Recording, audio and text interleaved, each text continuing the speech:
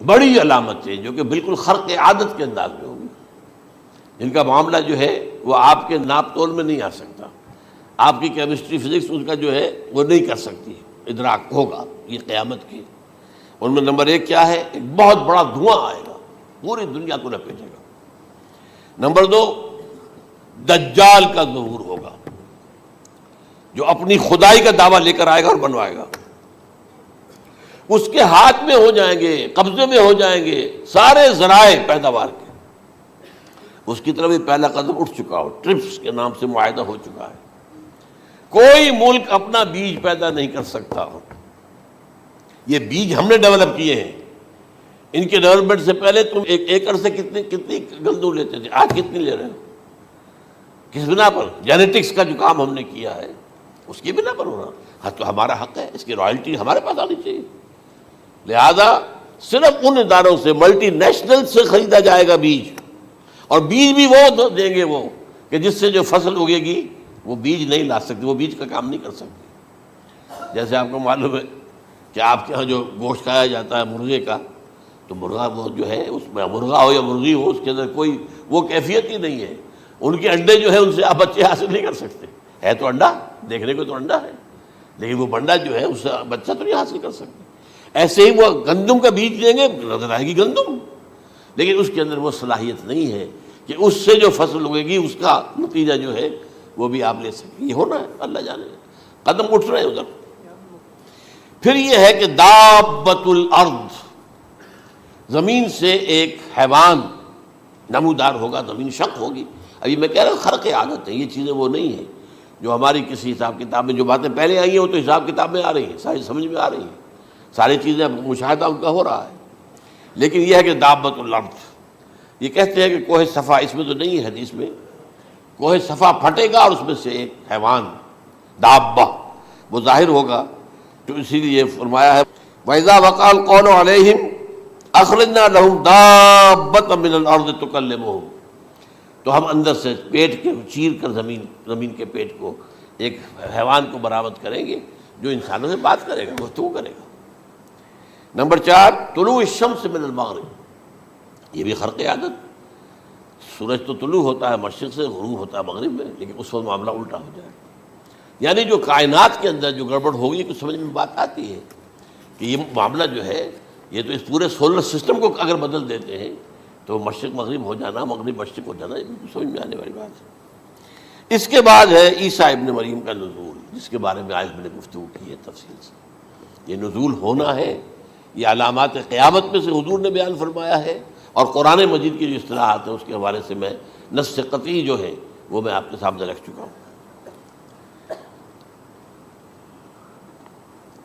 پھر یاجوج ماجوج کا ایک معاملہ ہے، یہ میں ابھی اس وقت زیادہ اس پر بات نہیں کر سکتا۔ حضرت عیسیٰ علیہ السلام کے نزول کے بعد دو کام ہوں گے، یہودیوں کا قلع قمع ختم، تمام یہود، ایک کام تو یہ ہونا ہے، اور نمبر 2 عیسائیت کا ختم ہو جانا۔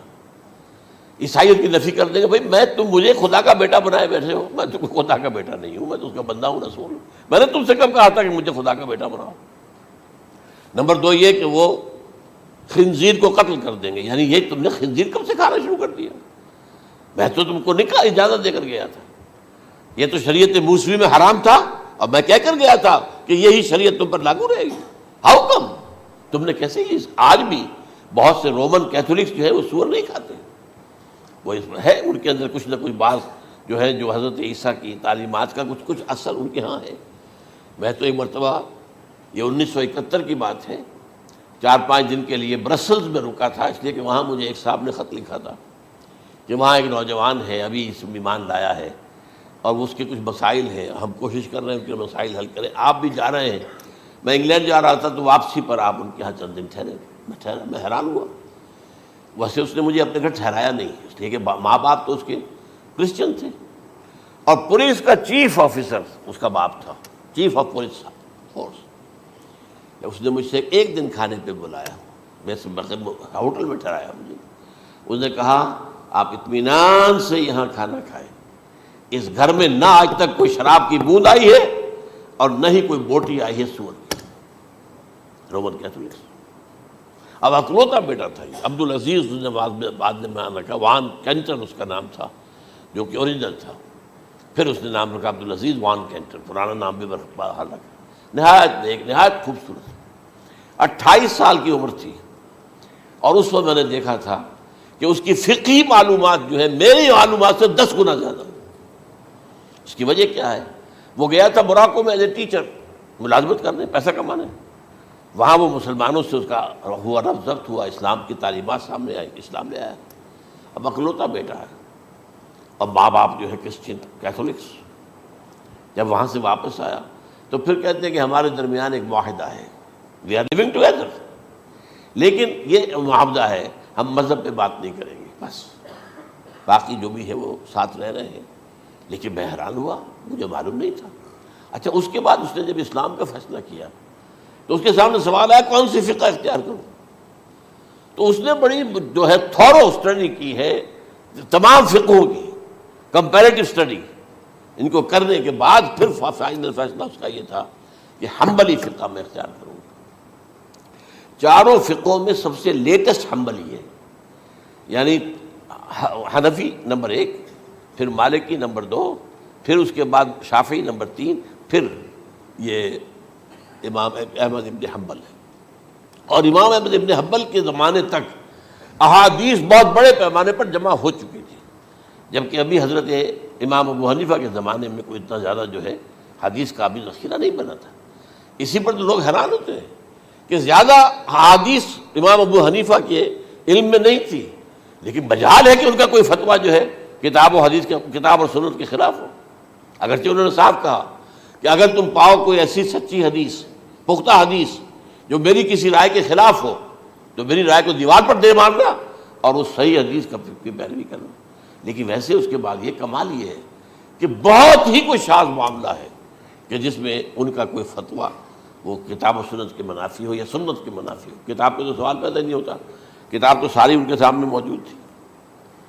اس کے بعد یہ ہے کہ یاجوج ماجوج، اصل میں بتا رہا تھا آپ کو کہ جب عیسائیت بھی ختم ہو گئی، یہود ویسے ختم ہو گئے، استیصال ہو گیا، جڑ کٹ گئی، اب عیسائیت گویا کہ اسلام میں ضم ہو گئی، عیسائیت مذہب ختم، یہودی خود ختم۔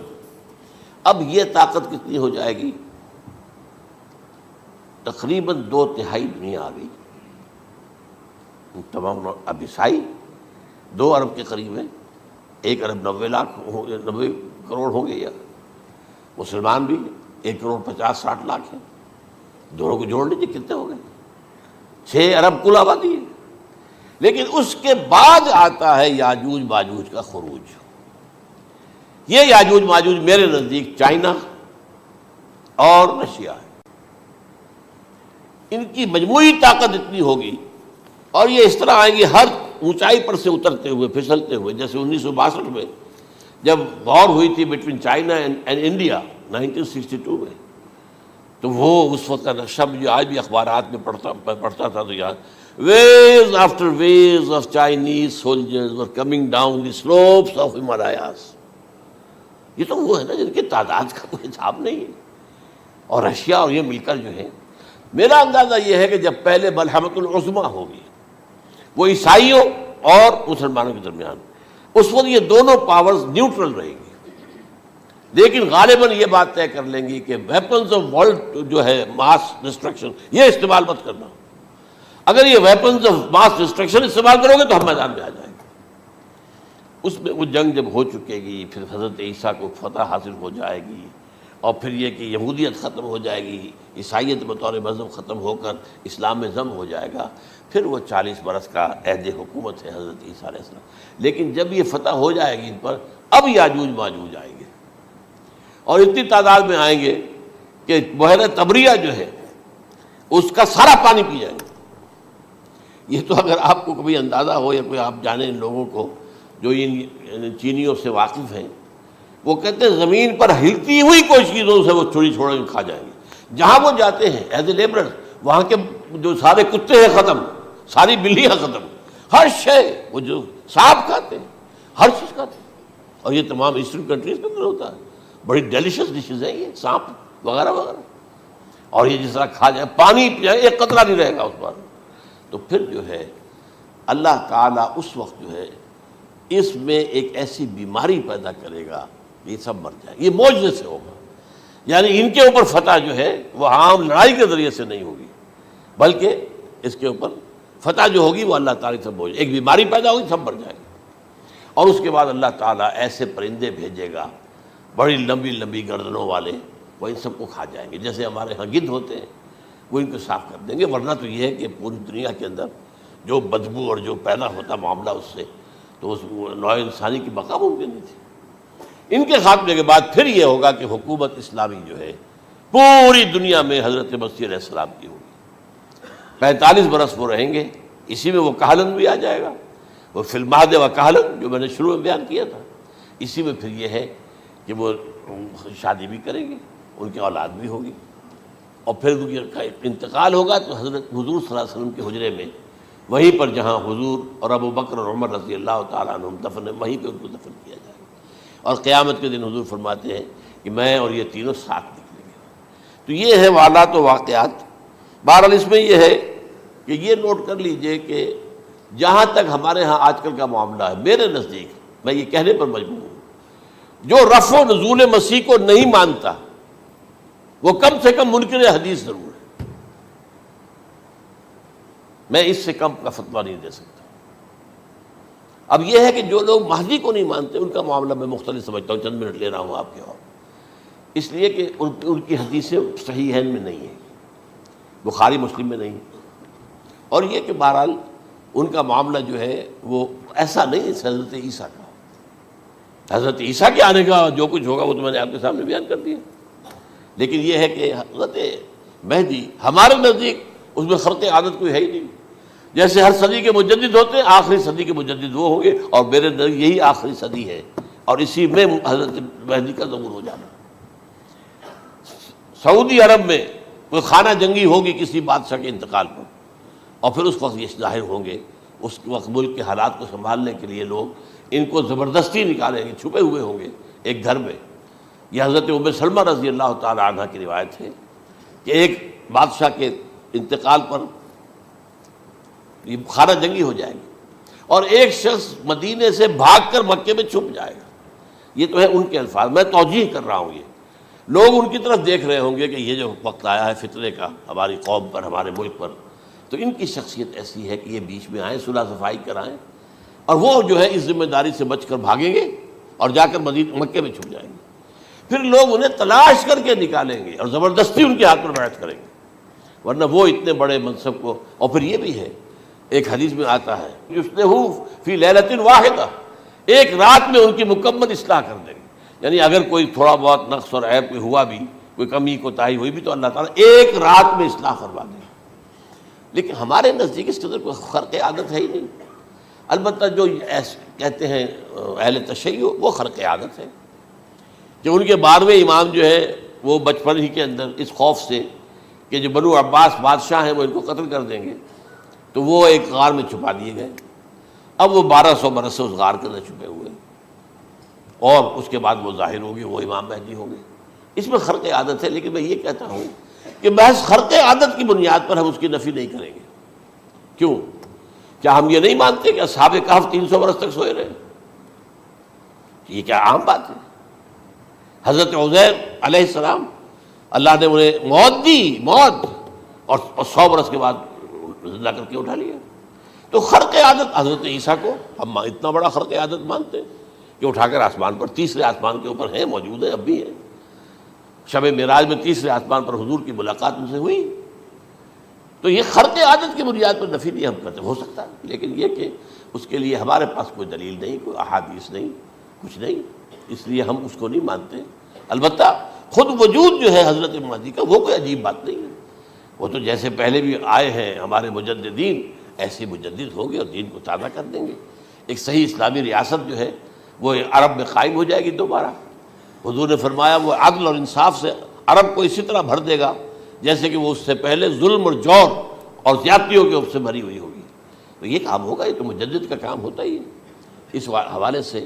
لیکن بہرحال میں نے پھر بھی کہا کہ اگر احادیث کی کمزوری کی وجہ سے کہ صحیح عین میں نہیں ہے، اگر کوئی شخص انکار کرے تو مجھے کوئی اعتراض نہیں ہے، ٹھیک ہے، لیکن جو حضرت عیسیٰ کے نفع سماوی اور حضرت عیسیٰ کے نزول کا انکار کرتا ہے وہ کم سے کم، میں انہیں اور آگے کوئی فتویٰ نہیں دیتا کہ وہ کافر ہو گئے یا یہ ہو گیا یا وہ ہو گئے، لیکن منکر حدیث کے لائن میں تو وہ لازماً کھڑے ہو گئے۔ جل اللہ اللہ اللہ ما فی قلبی غیر اللہ اللہ اللہ